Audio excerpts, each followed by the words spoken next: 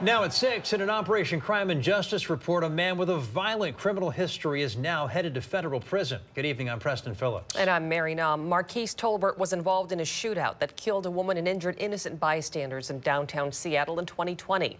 But after he was found not guilty of murder in that case, prosecutors say he went right back to a life of crime.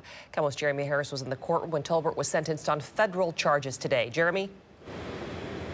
Yeah, Marquise Tolbert has been around gun violence for years. In fact, he himself has been shot 3 separate times since 2019. He also fired a gun during a wild shootout on a busy downtown street where a woman was killed and 7 other people were hurt. Despite being acquitted of murder charges in state court, he's now starting a federal prison sentence for crimes he committed just months after telling a judge he would turn his life around. At 30 years old, Marquise Tolbert has racked up a violent criminal history. In 2020, Tolbert was here at 3rd and Pine in downtown Seattle when prosecutors said he and a fellow gang member tried to kill a rival.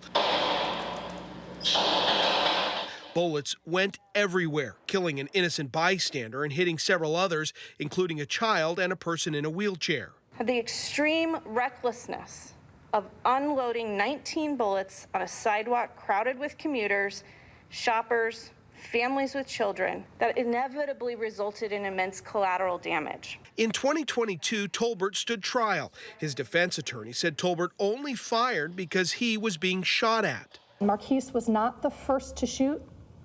He wasn't the second to shoot.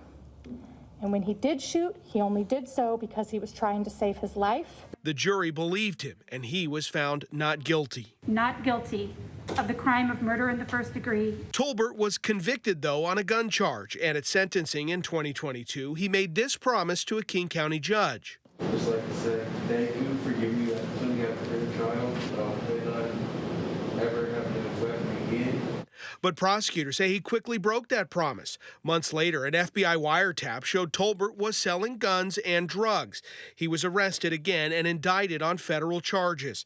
After 2 years, he pleaded guilty, and at his sentencing in Seattle, his attorney, Carlos Santiago, told the judge that Tolbert is a good guy who's made bad choices. A lot of experiences he had helped shape the decision-making process that he had later on, and what's really important about his past is his future. Federal prosecutors asked for a 6-year sentence, but after hearing from both sides, Judge Tana Lin said his rough upbringing and acceptance of responsibility justified what she described as a pretty big break. She ordered him to serve just over 3 years in prison and 3 years of supervision. I'm really looking at Marquise as a whole, which is what the judge did. She was able to come down to a sentence that seemed more appropriate. He has an amazing future ahead of him. He has great plans for his life. Of course, cameras are not allowed inside federal court, but before he was sentenced, Tolbert spoke to the court. He apologized for what he did and spoke about the impact of having to miss the birth of his child while he was in custody on these charges.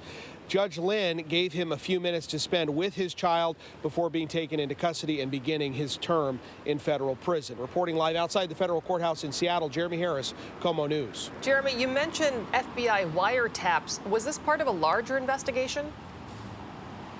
Well, it was, and in fact, those wiretaps, federal prosecutors said today that there were multiple points during those wiretaps where federal investigators had to move very quickly to actually stop the the gun transactions from going through because they feared there'd be imminent violence if the guns changed hands.